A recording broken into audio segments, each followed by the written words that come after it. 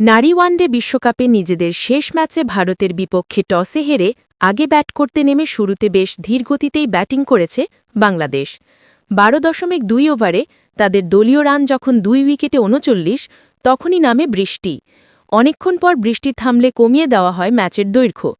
নির্ধারিত ২৭ ওভারে ৯ উইকেট হারিয়ে স্কোরবোর্ডে ১১৯ রান জমা করে বাংলাদেশ। ডাকওয়ার্থ লুইস পদ্ধতিতে ভারতের লক্ষ্য দাঁড়ায় ১২৬ রান। রোববার ২৬ অক্টোবর মুম্বাইয়ে টস হেরে আগে ব্যাটিং করতে নেমে ডিএল মেথডে নির্ধারিত ২৭ ওভারে ৯ উইকেট হারিয়ে ১১৯ রান করেছে বাংলাদেশ। তবে ডিএল মেথডে ভারতের জন্য লক্ষ্য নির্ধারণ করা হয়েছে ১২৬ রান। দলের হয়ে সর্বোচ্চ ৩৬ রান করেছেন শারমিন আক্তার। বৃষ্টির কারণে নির্ধারিত সময়ের ৩৫ মিনিট পর হয়েছে টস।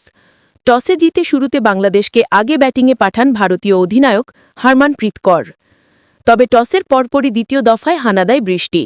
বৃষ্টির কারণে দ্বিতীয় দফায় ঘণ্টা দুয়েক সময় নষ্ট হয়। ফলে ম্যাচের দৈর্ঘ্য কমে আসে ২৭ ওভারে। বৃষ্টি পর খেলতে নেমে শুরুতেই ফিরেছেন নিগার সুলতানা জ্যোতি।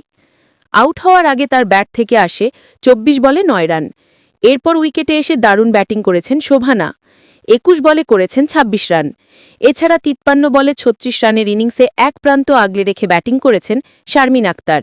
শেষ পর্যন্ত ৯ উইকেট হারিয়ে বাংলাদেশের সংগ্রহ দাঁড়ায় ১১৯। আসসালামু আলাইকুম। আজকের এই স্পোর্টস নিউজটি যদি ভালো লেগে থাকে অবশ্যই আমাদের চ্যানেলটি সাবস্ক্রাইব করে পাশে থাকা যে বেল আইকনটি রয়েছে সেটি অল করে দিবেন, যাতে নিত্য নতুন স্পোর্টস নিউজগুলো আপলোড দেওয়ার সাথে সাথে আপনাদের কাছে নোটিফিকেশনগুলো চলে যায়।